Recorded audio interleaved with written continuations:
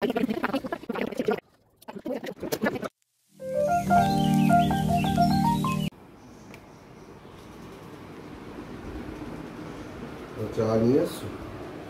বিস্কুটটা আনবে না? কোন বিস্কুটটা? না ওটা চা দিয়ে ভালো লাগে? ভালোই লাগে, খারাপ লাগে?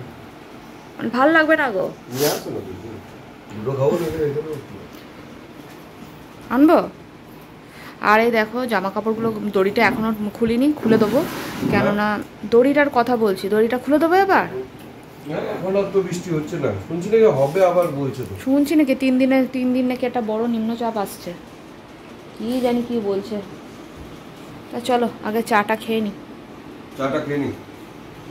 গুড মর্নিং, তোমরা সবাই কেমন আছো? আশা করি সবাই ভালো আছো, সুস্থ আছো, আর আমরাও খুব ভালো আছি। আজ দিনটা হলো রবিবার।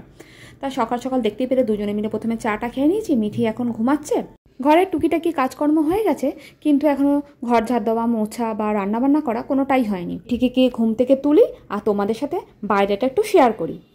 ওয়েদারটা খুব সুন্দর, রোদ উঠছে ভালো, কিন্তু আমাদের শরীরটা এত খারাপ যে একটু কাচাকাচি করব বা কিছু করব তার একদম ইচ্ছাই করছে না। গাছগুলোকে আর ঘরে ঢোকায়নি, 2-1টা গাছকে, ওদেরকে বাইরেই রেখেছি। এখন কটা দিন ওরা বাইরেই থাক, একটু রোদ আলো বাতাস পাক, তারপরে ঘরে ঢোকাবো। কদিন ধরে বৃষ্টিও পেয়েছে, তা ওরা বাইরেই থাক এখন। ভাত হয়ে গেছে, টকবক করে ফুটছে, এবার নামিয়ে দেবো। আর এদিকে রান্না বলতে ডিমের ঝোল করা হয়েছে, লাল লাল করে তেল দেখেছো? উফ বাপরে বাপ, ভুল করে দিয়ে ফেলেছিলাম অতটা তেল।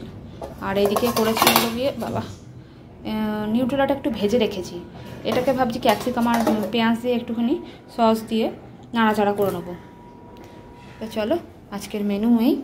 মিঠির জন্য ওই নিউট্রেলাটা মিঠির জন্য বিশেষ করে করা। এলাম এই কারণে, মিঠি এখন রোদে দাঁড়িয়ে আছে। ও শ্যাম্পু দিয়েছিল, কদিন ধরে এত সর্দি জ্বর কাশি গেল, তা বললাম একটুখানি শ্যাম্পুটা দিলে কি হবে, চুলটা একটু ঝরঝরা হয়ে শরীরটাও ঝরঝর লাগবে। চুলটা একটা মানে চিটচিটে হয়েছিল, আর ড্যান্ড্রাফ যা মাথায়, কি বলবো। আর কি উপায় আছে অবশ্যই কমেন্ট করো, জানি না কি করে সারাবো। তা যাই হোক, এখন ও বাইরে এসে দাঁড়িয়ে আছে।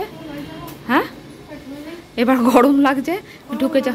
তাহলে কি হয়েছে? পা ব্যথা করছে, ঘুম পাচ্ছে না, শরীরটা খারাপ লাগছে, ঘুম।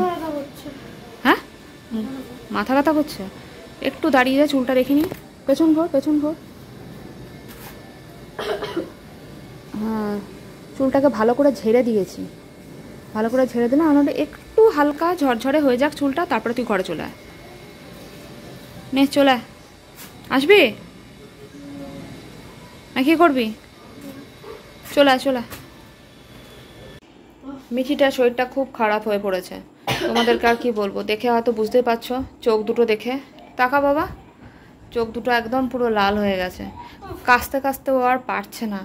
আগামী দিন ভাবছি একদম ডাক্তারটা, না ওরকম বলতে নেই, বাজে কথা। হ্যাঁ গলা কেটে দিলে, গলাটা কেটে দিলে, বাবা কি বুদ্ধি আমার মেয়ে। তা যাই হোক, খুব কষ্ট পাচ্ছে, হঠাৎ করে যে আবার ব্যাক করে কেন এলো বুঝতে পেলাম না। তা যাই হোক, কিছু করার নেই। কালকে ভাবছি আগামী দিন নিয়ে যেতেই হবে ডাক্তারটা দেখাতে, একটাই কাজ। আর ভাবছিলাম রাতে কোথায় বসে, আমি কয়েকজনকে জিজ্ঞাসা করলাম, তা সবাই একটু দূরে দূরেই বললো, কিন্তু আমি এখন নিয়ে যেতে পারবো না, ওর বাবাও তো বেরিয়ে গেছে। তা যাই হোক, নেক্সট ডে দেখা যাক কি হয়। তো আজ আমি এই নেটটা, আমার টার্গেট এটাকে খোলা, এগুলো খুলে এটাকে পরিষ্কার করা আজ টার্গেট। আর এখনও অবধি এই নেটটা লাগাইনি, ওইদিকে লাগাবো না, আজকে এটাকে এখানে লাগিয়ে দেবো। কারণ এটা আমাদের সব সময় খোলা থাকে, জানলাটা মানে 24 ঘন্টা আমি খুলে রাখি।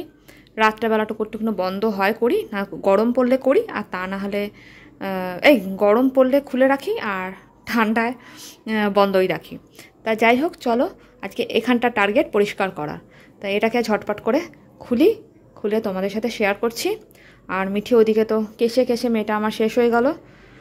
তা চলো, এই কাজটা এখন সবচেয়ে বড় কাজ, এটাই এখন খোলা। প্রচণ্ড খাটনি করতে হয় জানো না এটা খুলতে। তাহলে চলো আজকের টার্গেটটা পূরণ করি।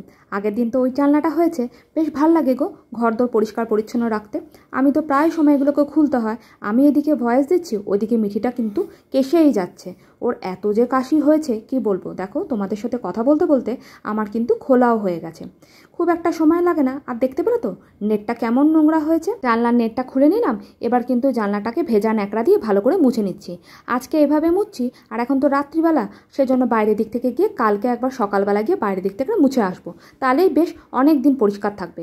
এটা কিন্তু একবার করলে হয় না, 2-3 বার আমাকে পরিষ্কার করতে হয়। কোথা থেকে যে এত নোংরা আসে, তা যাই হোক খুব সুবিধা হয়, এটা করে দেখো। তা দেখো আমার কিন্তু নেটটা লাগানো হয়ে গেছে। আর আরেকটা কথা, যারা রেন্টে বা ভাড়ায় থাকো তারা কিন্তু এভাবে লাগিয়ে অনায়াসেই থাকতে পারো। আর যাদের পার্মানেন্ট ঘর তারা তো অবশ্যই মানে পার্মানেন্ট নেট লাগাতেই পারো। আমি লাগিয়েছি এই কারণেই, যাতে কোন ভাড়া বাড়িতে কোন বাড়িতে যাব না যাব সবার জানলার মাপ তো এক হয় না, সেজন্য যেমন খুশিভাবে কেটে লাগিয়ে নিলে, আবার পরিষ্কার করলে ধুলে লাগালে বা অন্য কোনো বাড়িতে গেলে যখন দেখলে খেস্কো হয়ে গেছে জিনিসটা তখন ফেলে দিলে, তাহলে কোনো অসুবিধা হয় না। আমার কিন্তু খুব সুবিধা হয়েছিল। মিঠিকে যখন ছোটোবেলা নিয়ে এসেছিলাম, নয়তো আমি জানলাও খুলতে পারতাম না, খুব প্রবলেম হতো।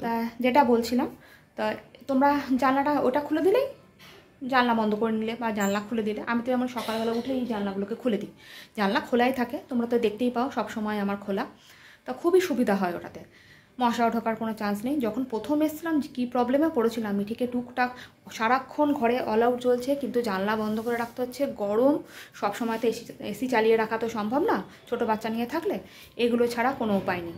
তা যাই হোক, কেমন লাগলো জানিও কমেন্ট করে, আর ভালো লাগলে একটা লাইক করে দিও। তা আজকের জন্য এখানেই শেষ করছি।